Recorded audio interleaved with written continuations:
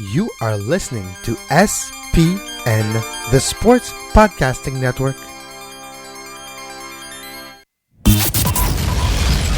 Welcome to Scuderia F1, the podcast that's always up to speed with the latest Formula One news. Follow us on Twitter at Scuderia F1 Pod and subscribe to the show on iTunes and Stitcher. Now, here are your hosts, Mark Dailey and Kevin Laramée.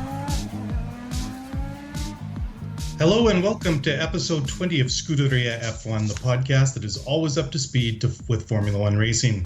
Today is November 2nd, 2016. I'm Mark Dailey. I'm your host, and I'm joined as always by Kevin Laramée. Kevin, how are you doing tonight? I am doing pretty good, and this joke I do often, but this week I'm doing a lot better than Sebastian Vettel, that's for sure. Definitely. Sebastian got into a little bit of hot water there at the end of the Mexican Grand Prix, and, well, actually, for several reasons. He was given a 10-second penalty, and then he was threatened with the possibility of some supplemental discipline, if you want to call it that, for his radio outburst. But neither you or I could really do that justice. Why don't we let the listeners hear what Sebastian said? Oh, sake. That's what he is. I mean, am I the only one? Or are you not seeing what I'm seeing? He's just backing me off into Ricciardo. Me. Charlie said, Yeah, you know what? Here's a message for Charlie. Oh, honestly. Oh. I mean, honestly, I'm going to hit someone. I think I have a puncture. Rear left. But tires are fine. He has to give me the position. End of the story. Charlie said, Yeah, you know what? Here's the message for Charlie. Oh, honestly. Oh. Okay, Sebastian, calm down. They are under investigation. I know that is not fair, but calm down. Put your head down, and then we talk afterwards. Okay, copy, Morrison. My goodness! Wow. You can't really say to Charlie Whiting, bleep off right live on the radio. Really, you can't really do that. I think. Well, you can understand to a degree why he was so upset, but the reaction I thought was a lot more than probably the situation deserved. But that was, I think, those last several laps in the race was the big talking point. There's a couple other things we'll get to a little bit later on, but we're going to kind of go from the back to the start if you want, because it really was the battle between Vettel, Ricciardo, and Max Verstappen right at the end is what everybody was talking about. Because let's just back it up a little bit further. Before there was the Red Bull sandwich, if you want to call it, with the Ferrari in the middle, Verstappen had been catching Nico Rosberg for a long time and actually came very close to making an overtaking maneuver on him, because I thought that Rosberg did very well. I think he only went as fast as he needed to, and he kept the gap between himself and Max Verstappen at about 1 to 2 seconds for quite a while. And then they went down into that series of turns after turn one, and Carlos Sainz got in the way, and Nico locked it up, and they got to the end of that second long straightaway. And Verstappen had a little bit of a lunge and tried to pass Rosberg under heavy braking, but just couldn't make the maneuver stick. So obviously his tires were getting a little bit old compared to Rosberg's that I think were maybe about 10 or 12 laps fresher, if I recall correctly. At any rate, he began to fade a little bit. Rosberg was just following Hamilton around the track in second position. And Vettel was really flying because he got his pit stop strategy, I thought, right on, because he went longer on the soft tires than most everybody else did, and then had medium tires that were probably about 20 laps, if not 25 laps fresher than Max Verstappen. So he really gobbled him up. And then we came down into turn one. And what happened in turn one? Do you want to take it from here, Kevin? Yes. Verstappen's on the outside. There's the Vettel on the inside. Verstappen's trying to brake very late, trying to keep the position. But once he's off track, just continues. And I'm off track, might as well go off track all the way. Cuts the chicane, comes back still in front, technically not gaining an advantage, but he did. So he had a 5-second penalty at the end of the race. But it's similar to what Hamilton did in the first lap as well, in the first corner. But we'll get to that later. I do believe the penalty was warranted, Mark, because when Verstappen you see him decide to turn right, come back on the track, but then he's like, well, if I go back on the track right now, I'm going to lose position, because if I turn, I lose speed. I'm just going to go continue, cut the chicane, and keep my position. The big difference is in the off area where it's paved. He had the chance to turn back. There was space and time for him to turn back without having to go on the grass and cut the corner to come back on the track. And yes, he would have had to give the position. But instead of doing this, he cut the corner. That's why he was given a 5-second penalty compared to Hamilton in the first lap.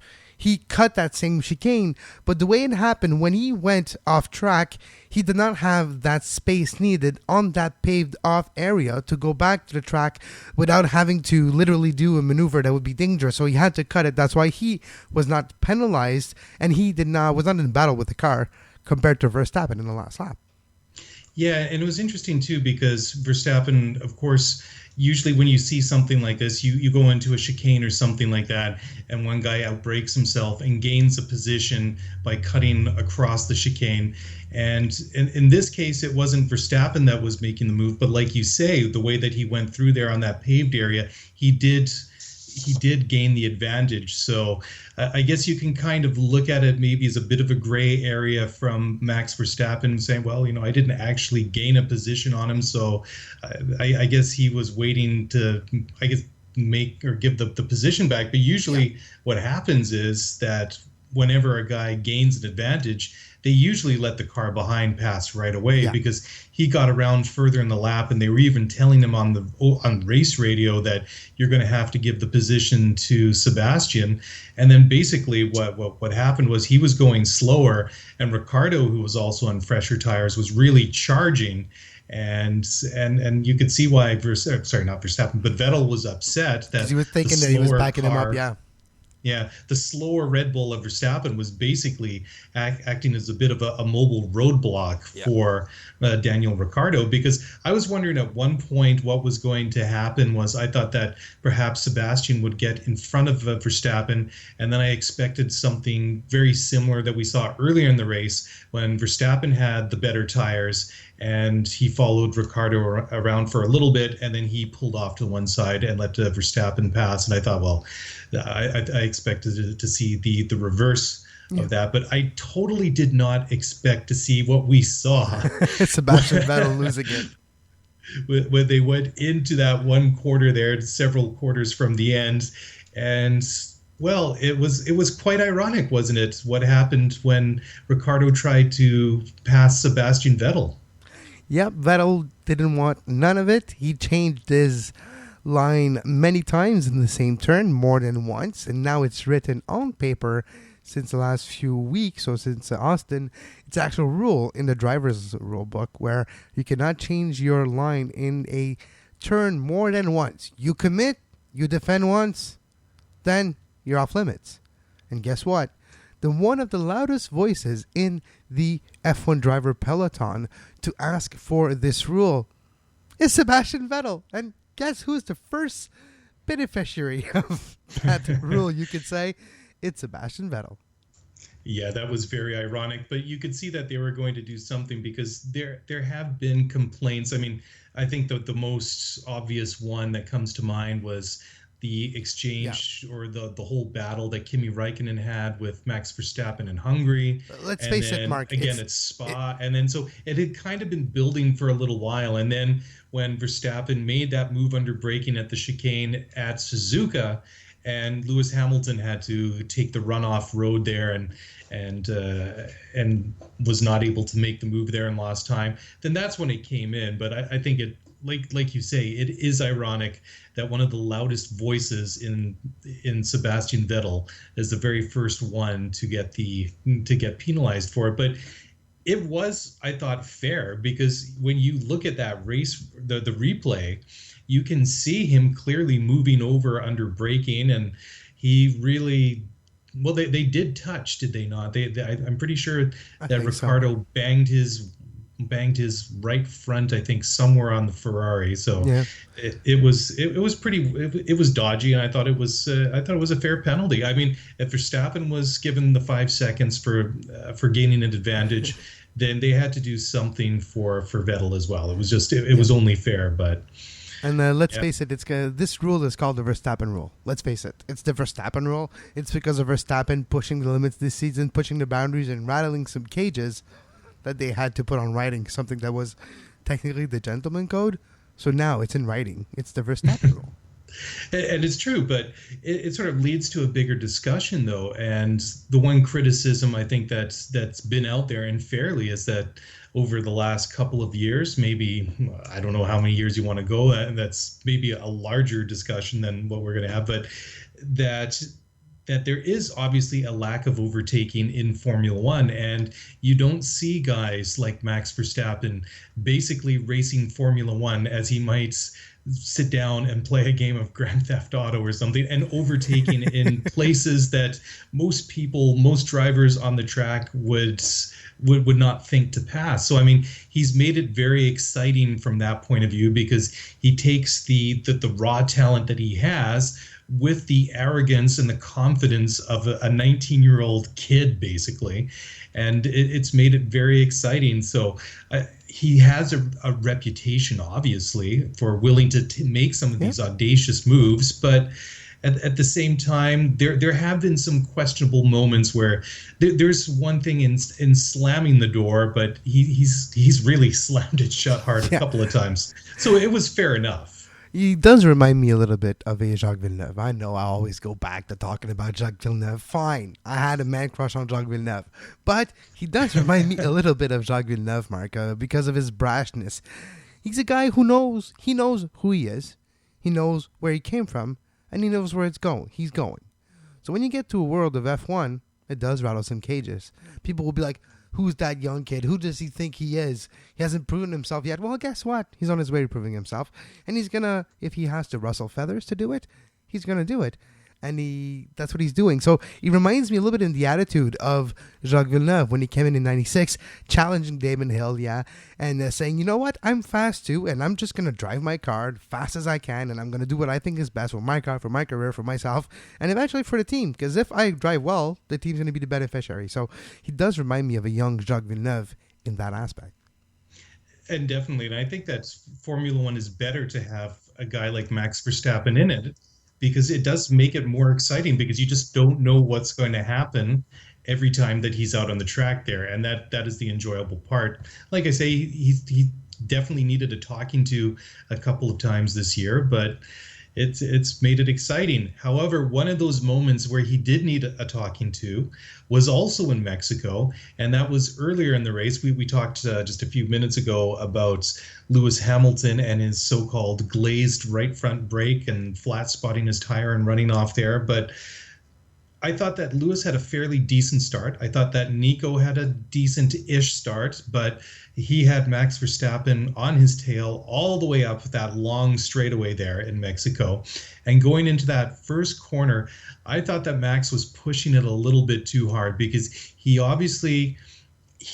braked a little bit later than Rosberg. And Rosberg, again, he did what he did in Austin 2 weeks ago. And he went into that first corner, and I thought, well, gosh, here you are. You just basically need to come home in seconds for you can follow your teammate home for the last 4 Grand Prix of the year and still win the championship. So you have to be smart. And one of the things I think you need to do is, okay, obviously don't get involved in anything at the start, but also don't leave the door that wide open when you know you have Max Verstappen breathing down your neck going into that corner. So I don't think it was right of what Max did, because he obviously braked too late and then banged into Rosberg and pushed him onto the grass. But I think that Nico invited that a little bit, did he not? Well, yeah, but speaking of Nico, that's the one thing, though, that I wanted to talk about with you is Rosberg. He has the luxury of not having to push his car till the end of the season. In cycling term, he just needs to follow the first guy, because he just needs to be second. If he's second till the end of the season, he's going to win the championship. I think he's second the next race, he actually wins the championship. But that's what Rosberg was able to do. But it's a small margin. It's a small window where I'm not going to push too much because I don't want to push my car. I just need to be behind Lewis and before the other guys. Or even if I'm behind the other guys, I'm just going to be fine. So I just need to be there when it counts. But yes, when you do take it a notch below, when you're not pushing yourself, there might be some little mistakes that you open the door for mistake because the instinct don't necessarily take over like when you're pushing 100%. So there's that. When you're trying to be too careful in sports in general, usually it catches up to you. But because of his lead in the championship, he just needs to be behind Lewis and be like, go Lewis, you run. You need to win. Go win. I don't need to win.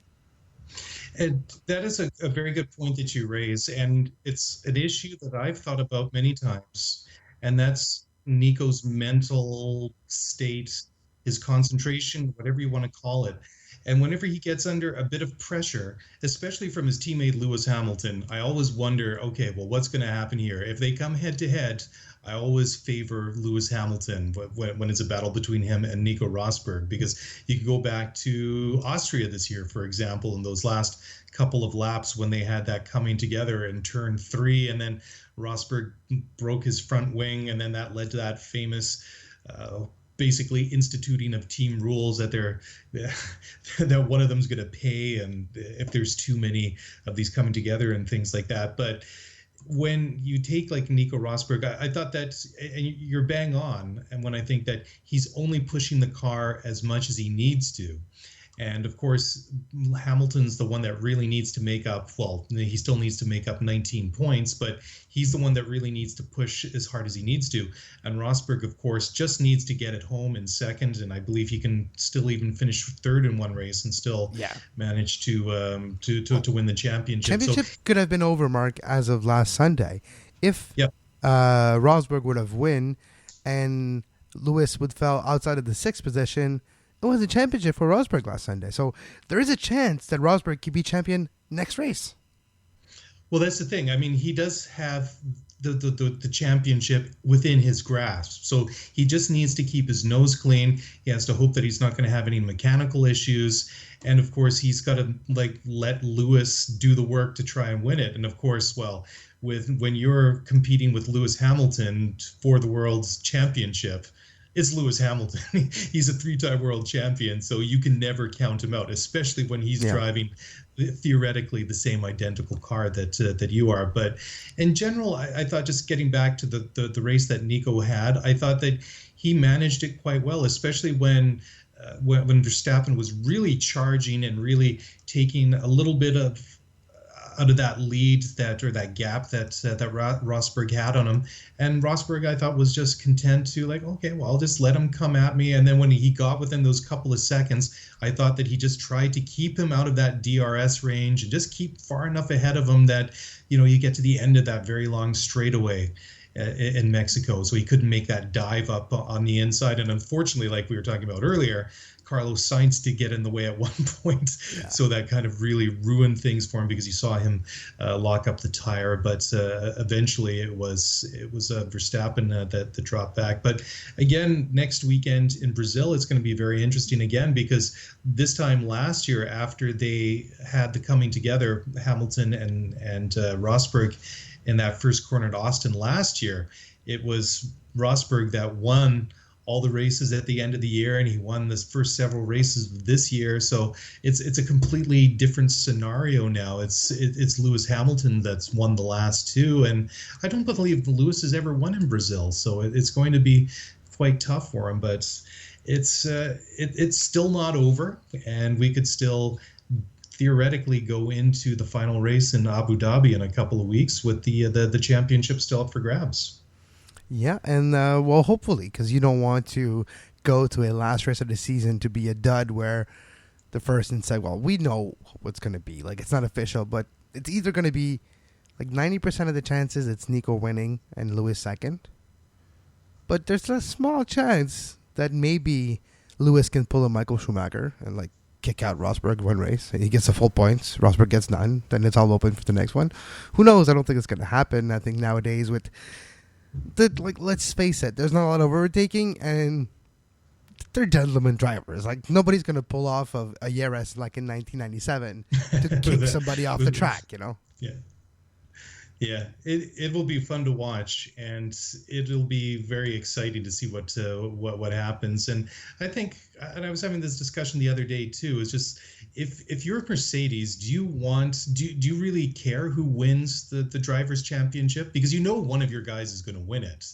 Do you, from a marketing point of view, is it better to say four-time world champion Lewis Hamilton, who's won 3 world championships driving a Mercedes, or do you want to have two-time world champion in a Mercedes, Lewis Hamilton, and obviously got the other one driving a Mercedes-powered McLaren, and then Nico Rosberg, that's won a world driver's title. I think, obviously, in fairness, the team probably would want to see Nico get his championship as well. But I think that from Mercedes' point of view, it's still win-win. Yeah, but I think they do want Nico to win because in the window, let's face it, F1 is cyclical, right? You have a window where your team is going to be the best in the stables, and you're going to have a window opportunity where you're going to get championships. And you do want both your drivers, when you consider both your driver to be technically equal, to get some results in that window. And there's a possibility that window's going to end next year because of all the changes and all the different ruling, different size of tires, the car's going to be different, all those things heading into next year, all the unknowns. So there's a chance that the domination of Mercedes will be over. So if that happens and Lewis win, well, Nico will have missed his window opportunity to be champion with the fastest car in the peloton. So it might not be Mercedes' fault, but Nico will feel like he missed his opportunity. So Nico, like, he knows that it's this year or it might never come in a Mercedes car for him because next year nobody knows yet. Yeah, that's right. It's going to be a complete unknown. And talking about a complete unknown, let's talk about the podium ceremony in Mexico quickly before we move on to other topics. Was that not the most bizarre podium that you ever saw? You saw first of all, you saw the 2 Mercedes drivers go into there, and then of course it was kind of amusing that first of all you saw Nico Rosberg put on the Pirelli hat that has the first embroidered on the side, and to be reminded to give it over to his teammate who had actually won the race. And then you had Max Verstappen standing there, and there was the uber awkward moment when he was informed that he in fact had been given the 5-second penalty, and hey, you're not third anymore, you're actually fourth.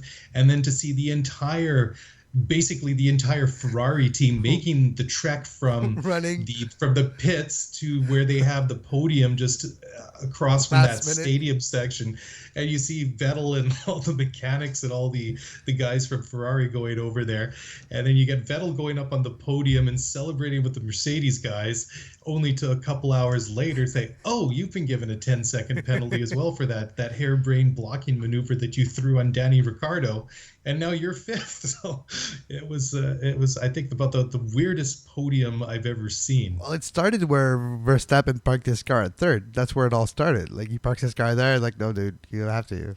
No, it's not going to be that. And then they literally whisk Vettel there, like, oh, he gets put on stage, basically. He's like, oh, well, okay, woohoo, and he's all happy. Then a few hours later, yeah, dude, you don't be happy. You're going to be fifth, and we're going to make sure to take a look at what you said on the radio and probably slap you on the wrist really hard. Well, the funny thing is, though, that they really didn't take too long to decide that Max deserved the 5-second penalty for going off the track there in turn 1. But then to wait a couple of hours to decide on giving Sebastian Vettel the 10-second penalty for that blocking maneuver, I thought that was a little bit weird. Unless I don't really know why it would have taken that long to really decide that one, and I can't believe. Well, maybe they wanted to talk to the drivers and review everything, so maybe that's what it was. Because I can't believe that they would have some discussion and let the teams get involved, because obviously Ferrari's going to protest the entire time, whereas Red Bull are going to plead for or put their side of the case forward that he should be penalized. So that could just get messy. The conspiracy theorist in me, Mark, will say that, well, Vettel didn't really help his case with that diatribe that he did on the radio. So if you're Charlie Whiting and the commissaire of the race, and you heard that, you're like, well, the guy doesn't help himself. Let's take a look at what he did. Oh, yeah, here we go. We can't really nail him on the radio comments for now, but we can nail him on that right away. Karma, yeah, it can come back and bite you sometimes. Karma, you know what they say about karma, eh? So exactly. Yeah, definitely. But, just sort of talking a little bit more about Ferrari now. We have 2 races left. On the 21st, it's all going to be over. This longest ever season in Formula One, which, when I think back to the beginning of the year when we started doing the program to right now, gosh, it really has felt like a long year. But there are 2 races left. And could this be the year that Ferrari does not win a single race? It could be very much. It very well looks like it, doesn't it? I'll go on a prediction right now. Mauricio Arrivabene is not back next year. He's not back at the head of Ferrari Racing F1 department, because if you saw his face of elation when they got that podium, he felt relieved. He felt like he had a piano off of his shoulders. But guess what?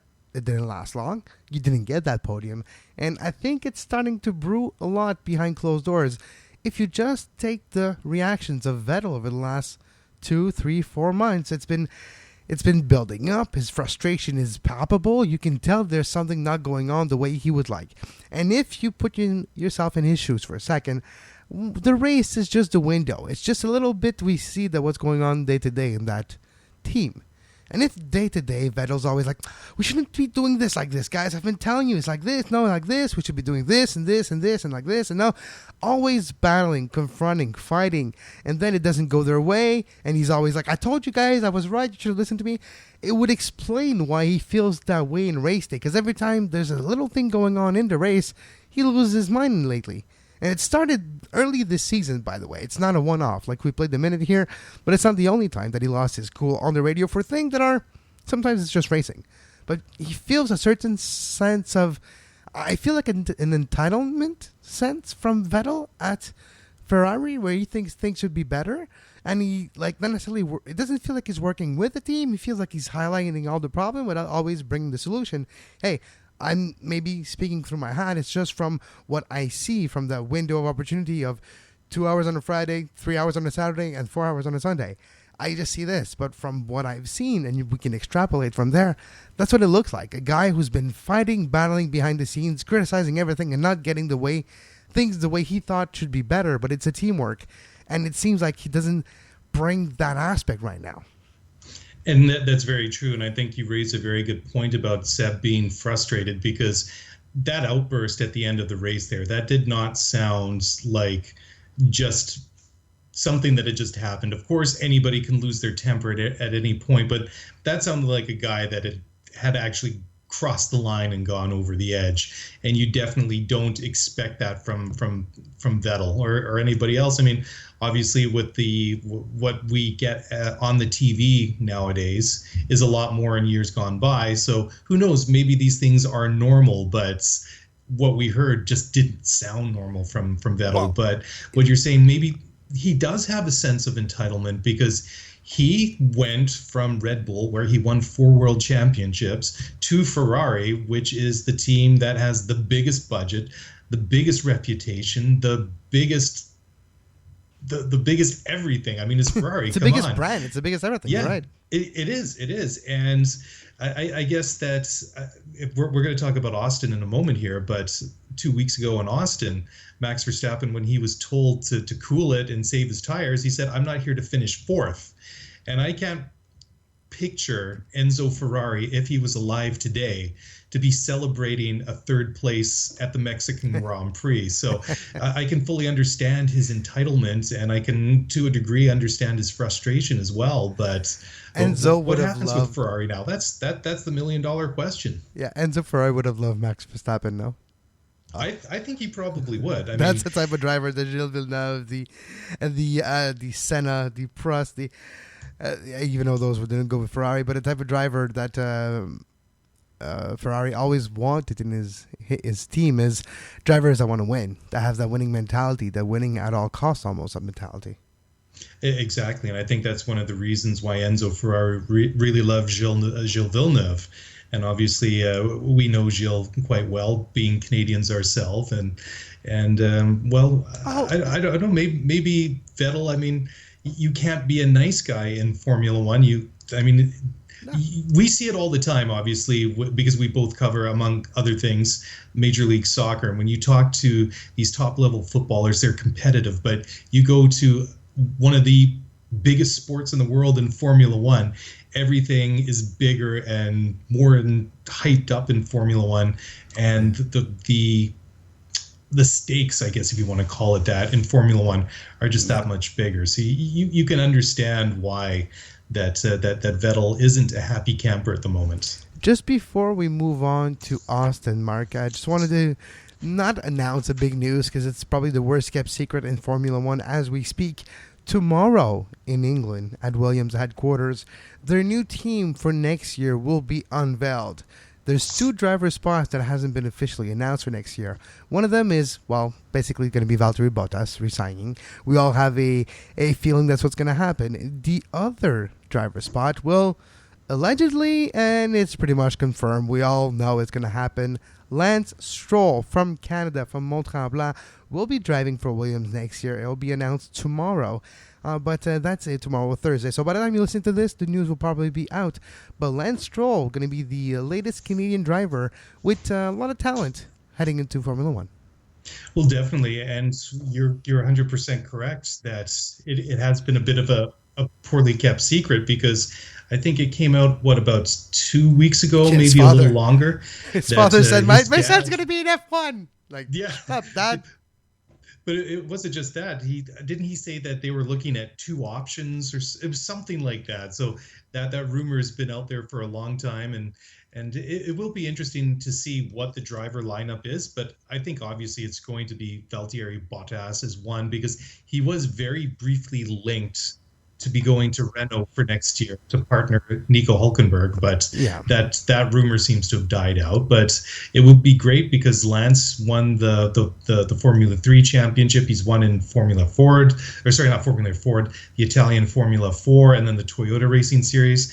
And he's won in everything that he's raced in the last couple of years, and he's only 17. So if it is confirmed, which it most likely will be tomorrow, that he will be the second youngest ever racing driver in Formula One after Max Verstappen, because Max had only just turned 17 when he joined Toro Rosso next year. So Lance could be our very own Canadian version of Max Verstappen. So I got my fingers crossed on that one. That would be really cool. Exactly. All right, let's just go back to a week and a half ago in Austin, Texas.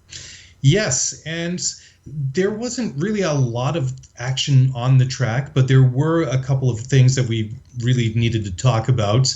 Again, just like in Mexico this past weekend, it was a lockout by the Silver Arrows on the front row, and it was Lewis Hamilton on pole position, Nico Rosberg in second position on the grid.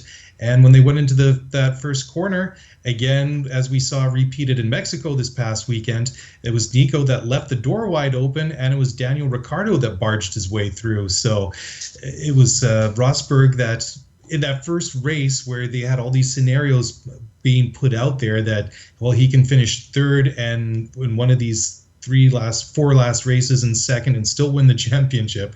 And I thought, if you're Nico Rosberg, you don't want to have that 1/3 place in your pocket and have to use it up on the first of those 4 races. So that really wasn't too bright, I thought, on his part. But I guess after banging wheels with Lewis Hamilton last year, you could maybe understand why he was a little bit conservative. But again, if you leave too much of a gap, there are plenty of other guys that are going to try and take advantage of it. And full credit to Ricciardo for sticking his nose in there and taking that position. No, exactly. It was interesting. Eventually, Rosberg, obviously got the second. So it finished Lewis Hamilton first, Nico Rosberg second, and Ricciardo on the podium in Austin. When you look at it, it's after everything that's going on in Mexico, 2 podium in a row that looks the same. That's right. And it was kind of weird because it took me a while to get my mind around what happened in Mexico to realize that it actually was the same podium that we saw in Austin the week before. So I wonder, did Ricciardo do a shoey in the plane, in the hotel? He did a Photoshop from the shoey. circuit or something? I'm sure if you look at it on Twitter or something, you'll find a picture of Lewis, of Nico, and of Vettel, but with Ricciardo's face and with the shoey in his hand. Well, knowing Ricardo and his sense of humor, he probably put, if he had access to a camera and a shoe in a bottle of champagne, I'm sure he would have taken a picture at the time just for a good laugh. But going back to Austin, it could have been very different, because at one point it was looking that Rosberg might end up as far back as fourth. But he was given a little bit of good luck because Verstappen had a bit of an off day. First of all, he pitted when he wasn't even told to box at all. He just came in off of the track and nobody expected him there. And then a couple of laps later, his very rough-sounding Renault engine in the back of that Red Bull let go. And then what I thought was quite bizarre was the team told him to keep driving, and when he eventually pulled off the circuit, he parked in a spot that wasn't really all that easy for them to get the car into a safe place behind the crash barrier. So they had to go and get the crane or one of those tractors, whatever, little mobile cranes to pick it up. So they had to instigate a virtual safety car, which in fact ended up hurting Daniel Ricciardo, his teammate, because Rosberg had to make another pit stop. So he basically got a free pit stop because he went into the pits, changed his tires, and rather than having Danny Ricciardo breathing down his neck because he's flying around the track at full speed, he's forced to maintain the speed limit that is set by the virtual safety car. And then Rosberg was able to go a little bit further at the end of the race there. So that basically decided it for him, and that was, again, a piece of good luck. That Nico really needed. So, I think that case that the Red Bull was to a certain extent their own worst enemy. But we've talked about Ferrari being their own worst enemy all year. Again, they didn't really do themselves any favor, and they really hurt themselves when they brought Kimi Räikkönen in, because the Ferraris weren't really all that competitive in Austin. Let's be honest, but you don't help yourself when you bring in one of your cars and you release him after his tire change and you still have a wheel gun attached to one of the tires or one of the wheels. So I thought that was a bit of a bizarre scene when you saw Kimi Räikkönen get to the end of the pit lane. And when you go into that first corner at Austin, there's quite an incline. And you see Kimi Räikkönen stop in the pit lane and then put it into neutral and basically rolling it back and then being forced to retire. I don't know where that wheel gun actually ever went, but that was a bit of a bizarre moment. Yep, no, exactly. But it was not the best race. Usually Austin gives us better race than this one. But this year, I guess it wasn't meant to be. Same for Mexico. Let's be honest here, Mark. First 5 laps of Mexico were all right. Last 5 laps were kind of crazy. But the ones in the middle, you could press that fast forward on your remote. Yeah, there wasn't really too much that happened in the middle, was there? It was, and it's a long race. I mean, the track really isn't one of the longest. So when you have 71 laps, it really takes a long time to really complete that Grand Prix. I mean, it's great to be able to sit there for us and watch it live. But with me sitting there watching it live and having 3 little kids running around and me trying to kind of concentrate on the Grand Prix and follow what's happening and making notes, it makes it a little bit difficult. It's not quite as quick as some of the other ones. But yeah, there wasn't really a whole lot that really happened in the middle there, was there? No, exactly. It was kind of a dud, and you had the Montreal Impact game at the same time, which I was at, so I did watch the F1 race on demand. So I did press that fast forward button a few times. It's that time of year, and definitely a lot of things going on away from Formula One. Some of the stuff that we've been doing, unfortunately for myself, or fortunately, depending, it's a mixed blessing. The Vancouver Whitecaps didn't make it into the MLS Cup playoffs this year. So while you've been going on and doing additional playoff coverage for the Impact, we've kind of been putting a nice bow on the season and wrapping it up and putting it away, just filing it under one to forget. So by the time that Mexico came around, I was all ready to completely focus on Formula One. Nice bow? I would not put a nice bow. Just put it in the box, tape it really, really tight, put it on the garbage and forget about it. Because that's the type of season it was for Vancouver. It definitely was one of those seasons. They kind of had the season in Major League Soccer that Ferrari are having in Formula One. It's just a lot of hype, a lot of promise, and it didn't really live up to the expectations. And with 2 races to go. I think that unless they find some magic somewhere, I think Ferrari's going to be crying scarlet tears of sorrow by the time it's all done. But before we go, you had a story you wanted to talk about. We already talked about the big possibility about Lance Stroll signing for Williams tomorrow, but there could be an even bigger announcement at some point. So why don't you elaborate on that? The big rumors right now, because it's not been confirmed, but we all know that there was talks this months ago, that F1 would be sold, that Bernie Ecclestone would just sell his share, retire. Well, he's 86 now, 86 I think. Would kind of make sense.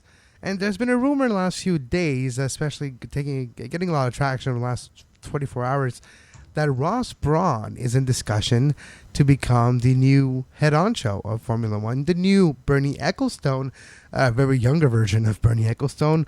Ross Brawn has been out of Formula One since Mercedes bought his team, but Ross Brawn would probably be a good choice, probably the best choice out there, tactically for Formula One to not necessarily grow in the marketing level, because we can't really get bigger, not really, but it's about more the driving side, the racing side, the spectacle side, and that's where Ross Brawn's expertise is on the track, is on the cars, and it's with the contacts and networks of teams. So it's very important, very interesting to see if it's going to be Ross Brawn, the new head honcho of Formula One, taking over for Bernie Ecclestone, which I have to say it's long overdue. Like, Bernie Ecclestone has been 40 years now the head of F1, something similar to that. It's decades. It's been a long time. So it was been in the rumors, or in the rumor mill, for a long time that it was up for sale, and then they sold it to Liberty Media earlier this year, and that's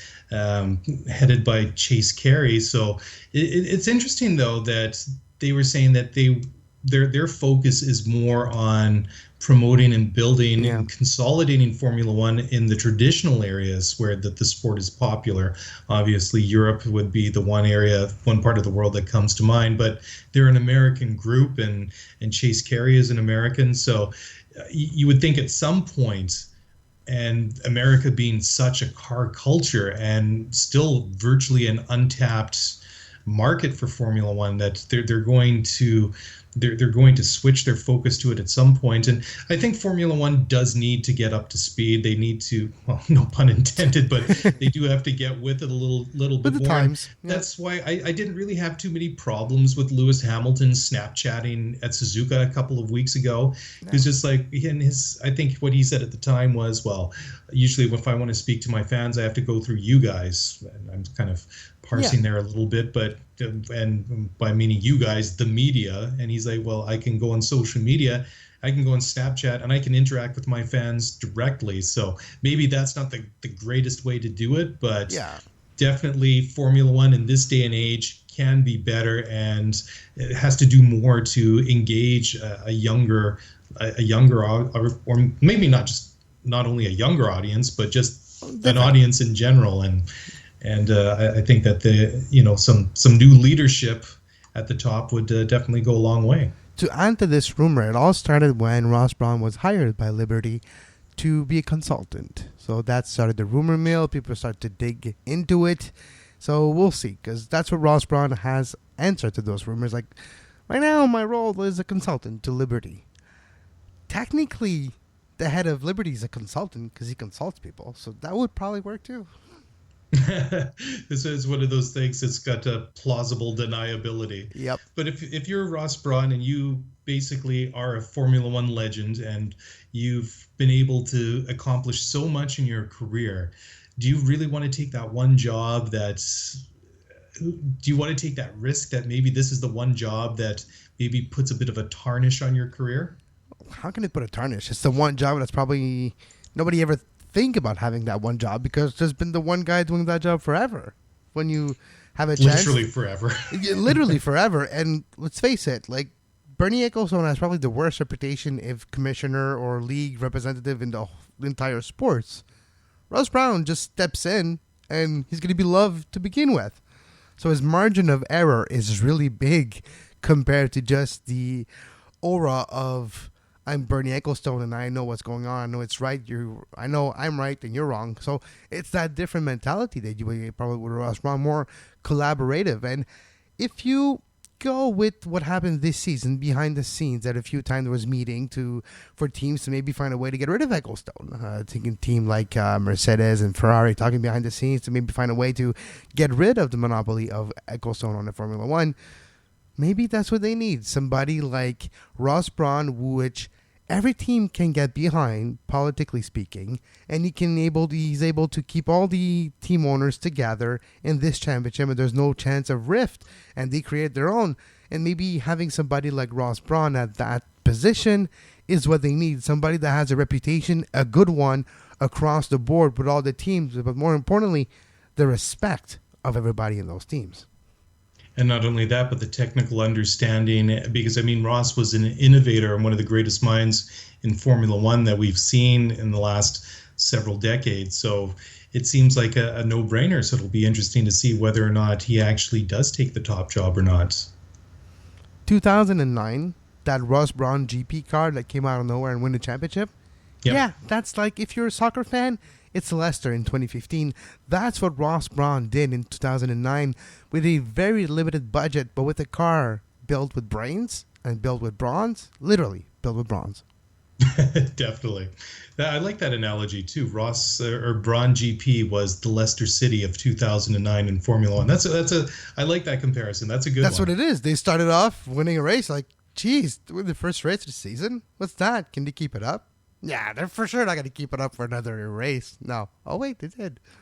Damn, they're first again. Can they keep it till the end? And until he raises that trophy, we all thought that somebody else would come over and pipe him on the line. That's true. That's very true. So what else do we have for tonight, Kevin? That wraps it up. Just between the last show and today, what was announced on October 21st were the date for the Montreal Formula E Grand Prix, or Formula E Prix, as they say it. July 29th and 30th on the banks of the St. Lawrence River on Montreal, on the streets of Montreal. A 2.75 kilometer, 1.71 mile circuit will be it remains to be subject to F1 track homologation, but once it does, it will be the site of the closing of the season in the Formula E Championship. That's where the season will end in Montreal, late July next year. It'll be interesting to see if there's some maybe familiar faces driving some of those cars next year, to make sure that maybe Canadian will be at the end driving a Formula E car in Montreal. Very possible. If you're not sure what I'm talking about, look in the past. Look right now who's driving open wheel cars. Maybe go to Champ Cars. There's possibilities. I'm not saying more than this, but I've heard good things if you're a Canadian driving fan. No, I'm not talking about James English here, but other possibilities maybe in Formula E for next year's season, but it will finish in Montreal on July 29th and 30th with the closing of the Formula E Championship. If I guess Paul Tracy, is that the right answer? Maybe. There's been rumors of Alex Tagliani's. That's a name that I heard that is maybe thinking of doing the transition back to open wheel for that event. And if there is a possibility of sponsorship for that season, maybe, or for that race, that's a possibility as well. You got to bring back the players sponsorship, the blue and white cars. That was a classic in IndyCar in the 90s, wasn't it? I had that conversation with somebody today. We're talking why there's not a lot of Canadian drivers anymore. Like, you want to know why? Because there's not a lot of people out there like Lance Stroll that their fathers are billionaires that it can pay for them to learn and to drive the best cars and to all that. No, there's not a lot of those. But back in the 80s and early 90s, there was such a thing as called the Players Driving Files, where the up-and-coming drivers were all getting together, karting, and eventually growing up levels, all sponsored by players. Yes, there's cigarettes, but sponsored by players. So the Patrick Campartis, Alex Tagliani was one of the last ones to benefit from it. And before that, you had the late Greg Moore in IndyCar and other ones before that. Jacques Villeneuve was one of those drivers. Paul Tracy was one of those drivers. Scott, forget his first name, but a lot of Canadian known drivers, open wheel drivers, came out of the Players Files in the early 80s and early 90s. And when that finished, well, there's been the Andrew Ranger that came close and was in Champ Car, then went back to NASCAR. But outside of him, there was like It's been 15 years. There's no big name. 10 years. There's no big young upcoming names. There's been a few up in there that's been close, but nothing like Lance Stroll. But it's going to be interesting to see more Canadian drivers. And unfortunately, it's because of players, because of law, because of Canadian law that you cannot sponsor, like cigarette companies cannot sponsor anything anymore. So that's why there's not a lot of good Canadian drivers. That's right. And you mentioned the late Greg Moore, and Greg was from Maple Ridge, British Columbia, which is my hometown. And it was pretty cool in the off season when he wasn't racing, is to see Greg walking around at the gym that I used to go and work out at, and just a super nice guy about my age, and just really friendly. You wouldn't think that he was an IndyCar driver, just a real down-to-earth regular guy, and a real shame when he was killed. And that was a long time ago. It was what was that, 99 or something? I think it was 99, yes. Yeah. I remember watching that race live and being distraught for like a long time. It's one of the downsides of motor racing. Sometimes when an accident happens, it costs a life, and we have the a few years ago, Julien. So it's never far from our thoughts. Unfortunately, the one that sacrificed themselves for the love of the sport. Yeah. It's a shame, and it does happen. But let's end the show on a bit of a brighter note. Why don't you let everybody know where they can find you online, and what else we got going on at SPN? You'll be the judge to see if it's a brighter note or not. You can find me at Twitter at Kevin Laramée on Facebook, and you can find all the shows that we produce here on the Sports Podcast Network on the website sportspodcastingnetwork.com. I thought you were going to give one more poke that the Whitecaps were not in the MLS Cup playoffs. The Impact are, and Toronto FC are still going on. So that's why I was expecting it to go for a second there. The Cascadia Cup, where did it go to? Well, last time I saw it was making a tour of some of the local pubs here in Vancouver. There you go. At least you got one trophy. We got one trophy this year, and it was something in an otherwise disappointing year. So that was definitely a nice way to end it off. So anyways, and of course, if you want to follow this show on Twitter, we're on Twitter at Scuderia F1 Pod. And if you want to email us and get in touch, you can email us at scuderiaf1pod@gmail.com. Anyways, that's a wrap. We will be back with our next race report after the Brazilian Grand Prix. But in between, stay tuned whenever there is some worthy news coming out. We like to put out some news updates whenever there is something worthwhile. So just look for that in your podcast feed. And until next time, on behalf of myself and Kevin Laramée, thank you for listening, and we'll catch you next time.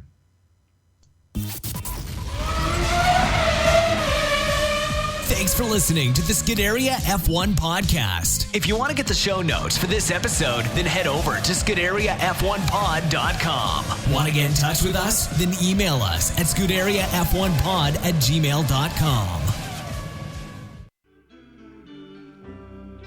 You were listening to SPN, the Sports Podcasting Network. Visit us, sportspodcastingnetwork.com.